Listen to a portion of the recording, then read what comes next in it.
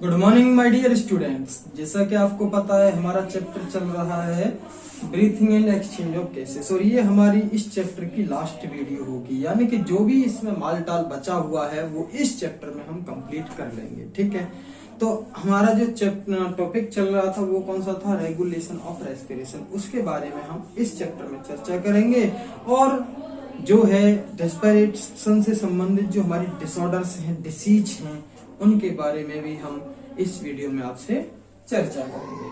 ठीक है, तो ये देख लीजिए आप कि हमारा जो टॉपिक चल रहा है वो कौन सा चल रहा है? Regulation of respiration. Regulation of respiration. Respiration का रेगुलेशन कैसे किया जाता है ये आप देखो। देखिए भाई, पहला वाला क्या है कि ये मैंने आपको तीन चीजें बता दी थी पिछले वाली वीडियो में इस टॉपिक से रिलेटेड। पहली वाली जो थिंग थी वो चीज जो थी, पहली वाली जो बात थी वो ये थी कि रेस्पिरेटरी रिदम जो होती है, जो सांस आ रही है, सांस जा रही है,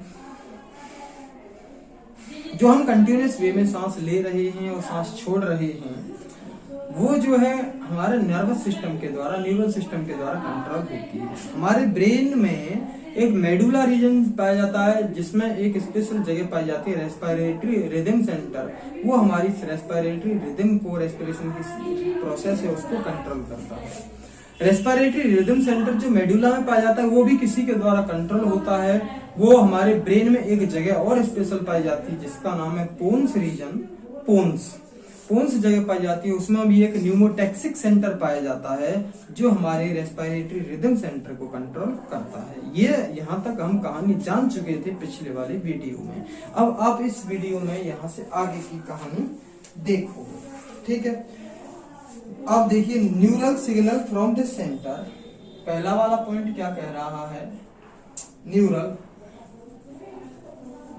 signal from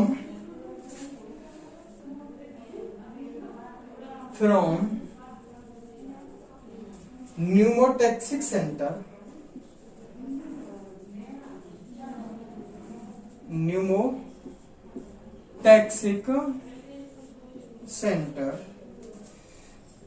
can reduce the duration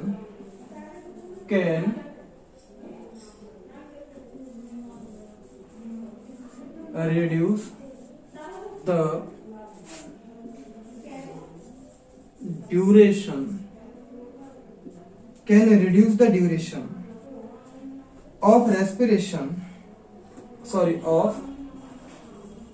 inspiration का मतलब है सांस अंदर लेना, inspiration, and thereby alter respiratory rate and thereby alter the respiratory rate। ठीक है, नेक्स्ट वाला पॉइंट क्या कह रहा है और इसका?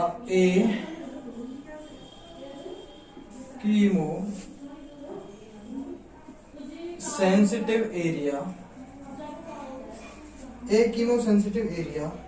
Is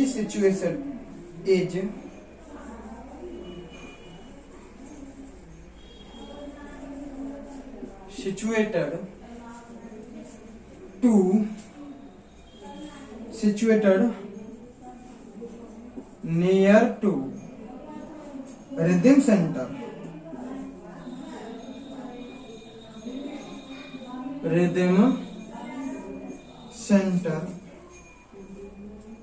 which is highly sensitive to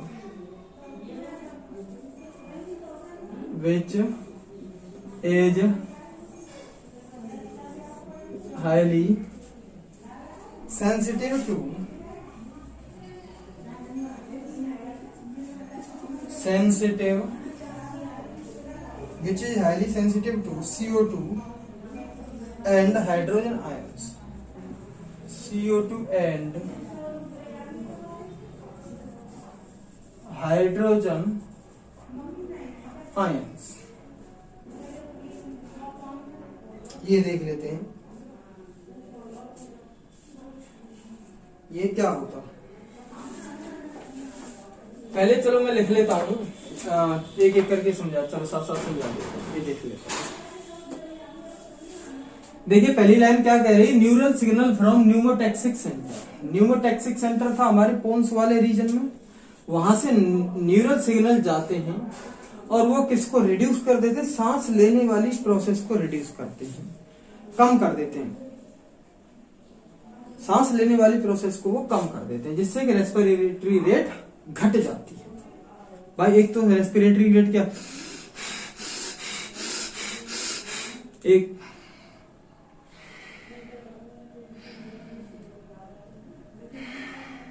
ये वाली प्रोसेस हो गई। वही देख लीजिए आप क्या कहलाता है कि न्यूमोटैक्सिक सेंटर में न्यूरल सिग्नल जो होते हैं, न्यूमोटैक्सिक सेंटर में वो जाते हैं और इंस्पायरेशन की प्रोसेस को कम कर देते हैं, जिससे कि रेस्पिरेटरी रेट घट जाती है अगर तेज चल रही है सांसें। तो एक कीमोसेंसिटिव एरिया भी पाया जाता है रेस्पिरेटरी रिदम सेंटर में। जो रेस्पिरेटरी रिदम सेंटर किसमें पाया जा रहा था, हमारा मेडुला सेंटर में पाया जा रहा था। तो वहां पर कीमोसेंसिटिव एरिया भी पाया जाता है रेस्पिरेटरी रिदम सेंटर में, जो CO2 और हाइड्रोजन आयंस को के प्रति सेंसिटिव है, CO2 और हाइड्रोजन आयंस को पकड़ता है। अगर देखता है कि कार्बन डाइऑक्साइड की क्वांटिटी ज्यादा हो रही है, हाइड्रोजन आयंस की क्वांटिटी ज्यादा हो रही है, तो रेस्पिरेशन की रेट ज्यादा हो जाएगी, क्योंकि हमें कार्बन डाइऑक्साइड की क्वांटिटी को घटाना है। तो जिससे ऑक्सीजन की क्वांटिटी, जब हम रेस्पिरेशन की रेट ज्यादा करेंगे, तेज सांस लेंगे, तो ऑक्सीजन ज्यादा आएगी और कार्बन डाइऑक्साइड अंदर से बाहर ज्यादा निकलेगी। ठीक है, तो ये कहां पर पाया जाता है, कीमोसेंसिटिव एरिया जो है रेस्पिरेटरी रिदम सेंटर में पाया जाता है, और ये किसके प्रति सेंसिटिव होता है, कार्बन डाइऑक्साइड और हाइड्रोजन आयंस के प्रति सेंसिटिव होता है। इंक्रीज इन दीज, वही वाली बात आ जाती है, increase in these substances in carbon dioxide and hydrogen ions can activate this center, can activate this center can activate this center, which in turn can signal the, which in turn which in turn can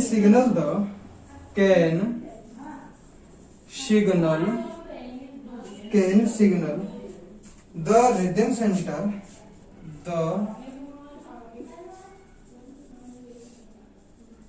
rhythm center to make necessary adjustments,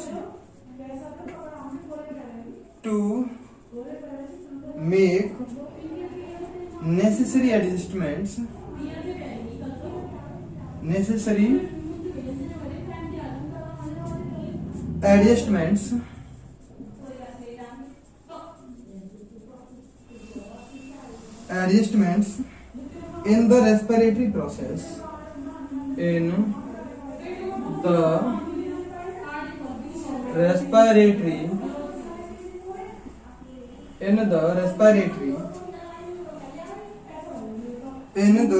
process by which respiratory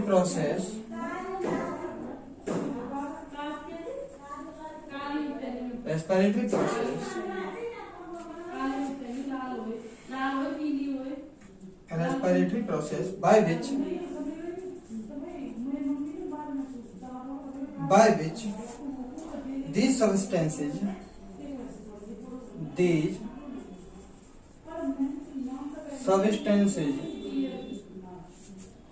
can be eliminated,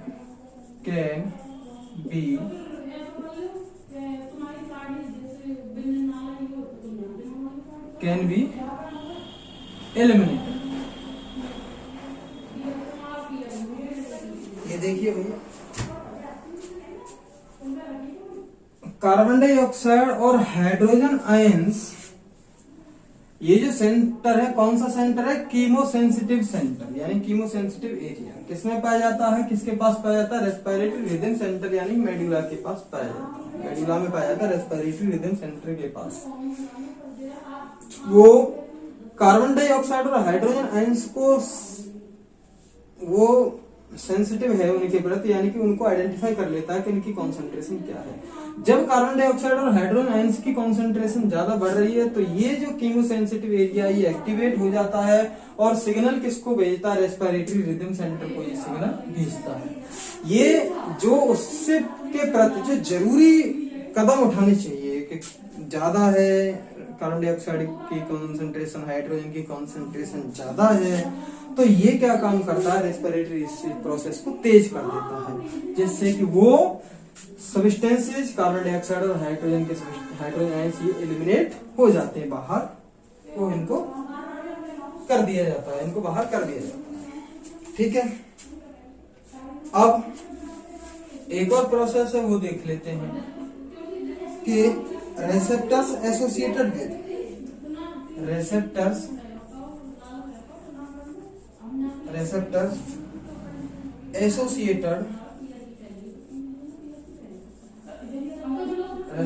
associated with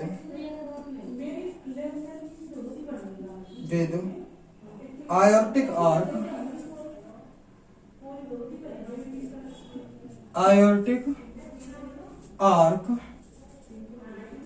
and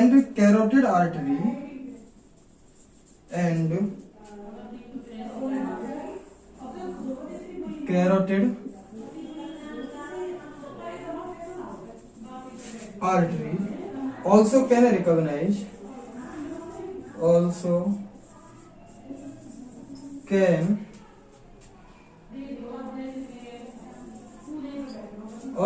recognize changes in CO2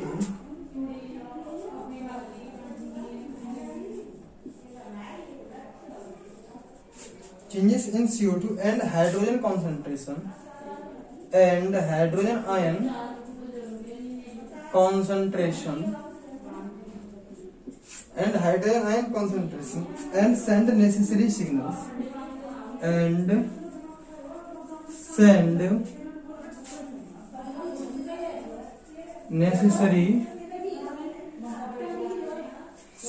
to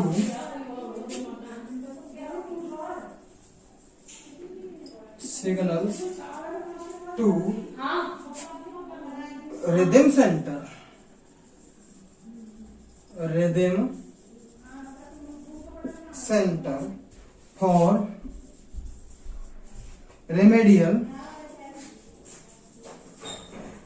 for remedial actions।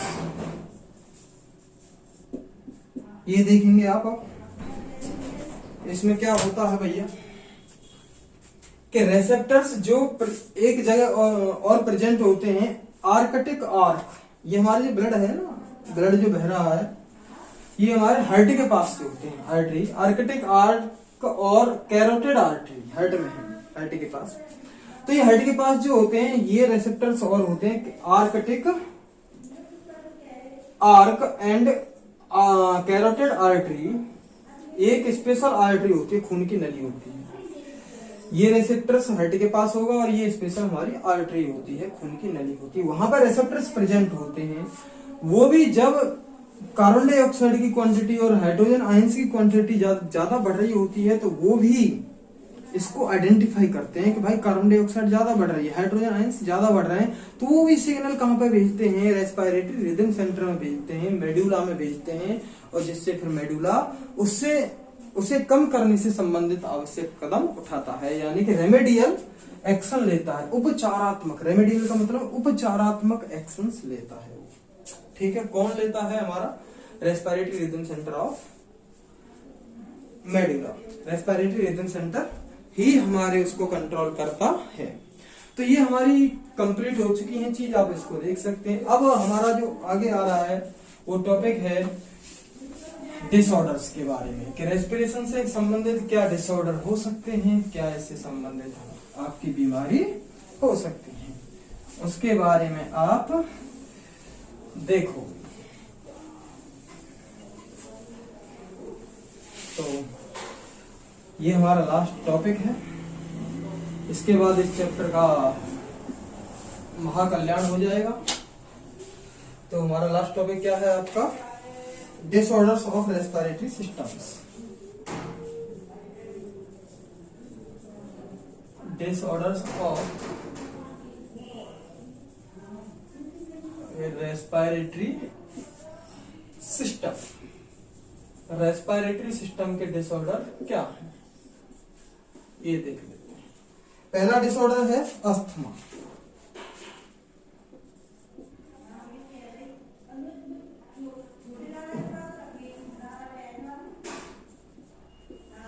Asthma भाई ये क्या है, इसको बारे में देखें। It is difficulty, it is difficulty, it is difficulty in breathing, in breathing causing wheezing, causing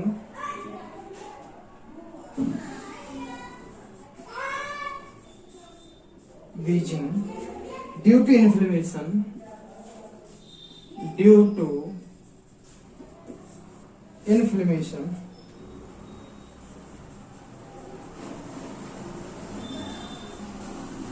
inflammation of bronchi and bronchioles, of bronchi and bronchioles। ये देख लेते हैं अस्थमा क्या है। जब हमारे ब्रोंकाई यानी कि एक नली होती है, ब्रोंकाई और ब्रोंक्यूल्स सूज जाते हैं, उसमें सूजन आ जाती है, कह सकते हैं लंग्स में जब सूजन आ जाती है तो सांस लेने में कठिनाई होती है और घर घर की सी आवाज होने लगती है। तो उस कंडीशन को हम क्या कहेंगे? अस्थमा हो गया ऐसे। ठीक है। अब हमारी दूसरी डिसीज है, दूसरा डिसऑर्डर है, ये हमारा क्या है? एम्फीशेमा।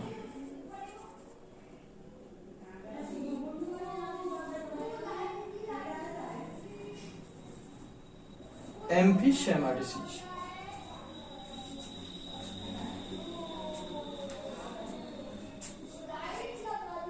Then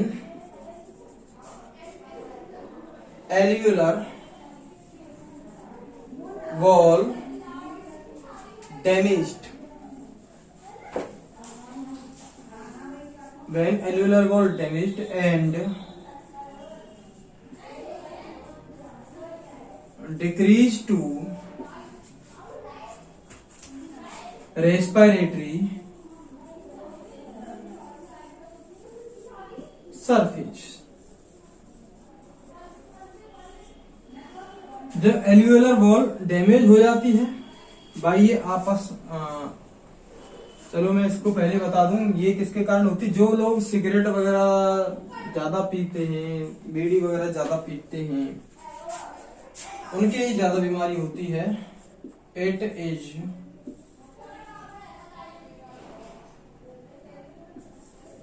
caused by smoking.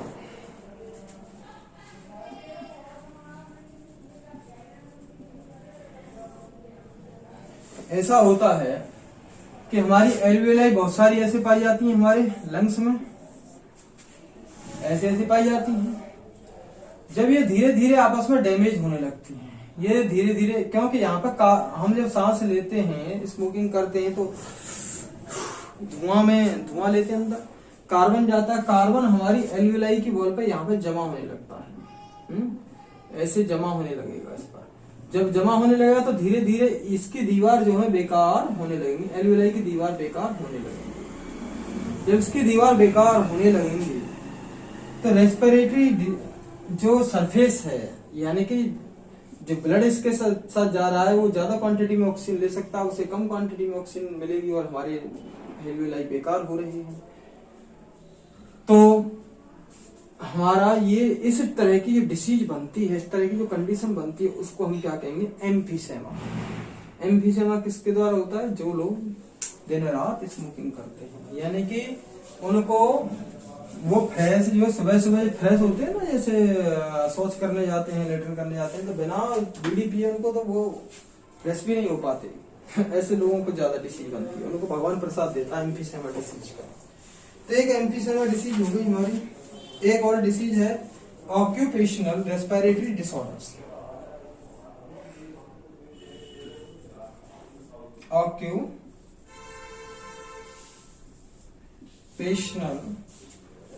Respiratory disorders, respiratory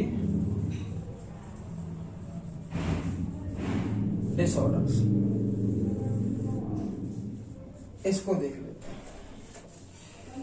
ये ज्यादा वहां पर होता है, कुछ इंडस्ट्री होती है जो स्टोन को तोड़ती हैं, घिसाई वगैरह होती है पत्थर की जो, और पट्टिया वगैरह जहाँ पर बनती हैं, यानी कि पत्थर का काम जहाँ पर होता है, तो वहां पर जब साथ साथ घिसाई भी कर रहा है, साथ साथ सांस भी ले रहा है, तो छोटे छोटे स्टोन के पार्टिकल हमारे यहाँ पर अंदर जाते रहते हैं, हमारे लंग्स में जमा होने लगते हैं, तो जिससे क्या होता है कि ये डिसीज डेवलप होने लगती है, ये डिसऑर्डर डेवलप होने लगता है।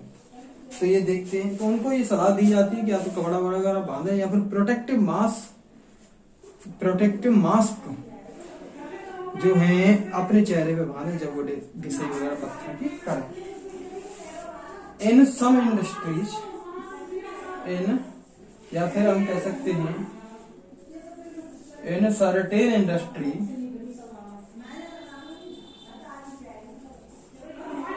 in certain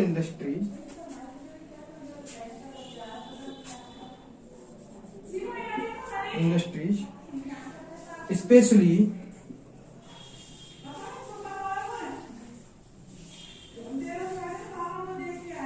especially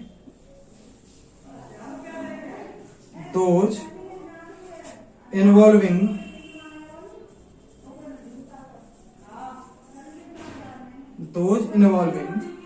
grinding or stone breaking,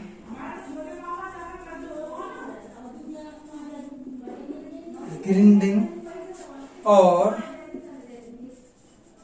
stone breaking, ऐसी इंडस्ट्री जिसमें घिसाई होती है या फिर पत्थर को तोड़ा जाता है, तो उसमें क्या होता है, small particles, very small particles कर सकते हैं, very small particles of stone inspire, अंदर ले लिए जाते हैं। Long exposure,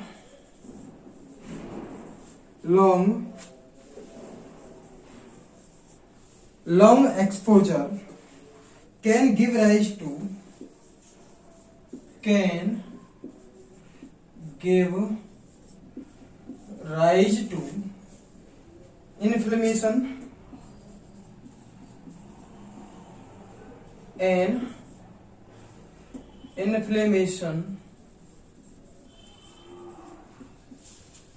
inflammation give rise to inflammation leading to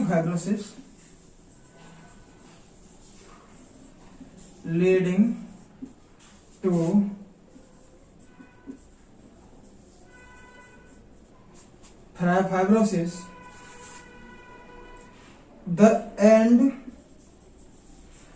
thus causing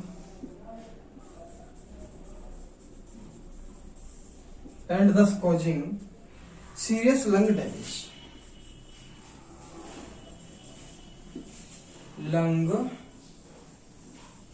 damage,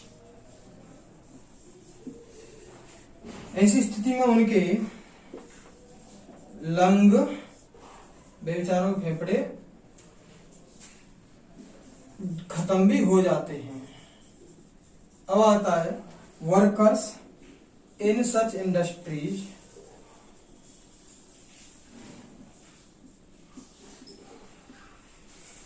industries should wear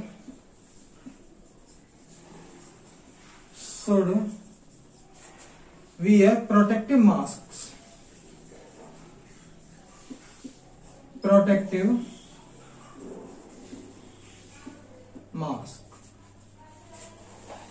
ऐसे वर्कर्स को जो पत्थर की घिसाई में, काटने में, जो रगड़ाई यहाँ पर हो रही है, घिसाई जहाँ पर हो रही है, उस इंडस्ट्री में काम करते हैं, तो ऐसे वर्कर्स को ये सलाह दी जाती है कि वो प्रोटेक्टिव मास्क जरूर पहने, यानी कि उनके स्टोन पार्टिकल्स अंदर न जा सकें, वो मास्क जरूर पहने। कहते हैं ना, मास्क है जरूरी, 2 गज दूरी, वो तो कोरोना का वो चल रहा है, तो उनको भी ये मास्क लगाना बहुत जरूरी है जो इंडस्ट्री, ऐसी इंडस्ट्री में काम कर रहे हैं यहाँ पर पत्थर की घिसाई और कटाई होती है। ठीक है, क्योंकि अगर वो मास्क नहीं पहनेंगे तो छोटे छोटे स्टोन पार्टिकल उनके स्टोन यहाँ पे लंग्स में जमा होते रहते हैं, जिससे कि हमारे उनके लंग्स जो होते हैं वो डैमेज हो सकते हैं, बेकार हो जाते हैं। तो इस तरह की जो डिसऑर्डर देखी गई उसको हम क्या कहते हैं? Occupational respiratory disorder. ऑक्यूपेशन का मतलब जहां पर उनका धंधा है, यहाँ पर उनका ऑक्यूपेशन है, उसके कारण भी रेस्पिरेटरी डिसऑर्डर्स क्रिएट होते हैं। तो ये हमारा ये चैप्टर खत्म हो चुका है, फिनिश हो चुका है ये chapter. Breathing and exchange of gases का, यानी कि ह्यूमन रेस्पिरेटरी सिस्टम का ये चैप्टर हमारा फिनिश हो चुका है। मिलते हैं आपको नेक्स्ट वीडियो में। Thank you very much for watching this video. Thank you.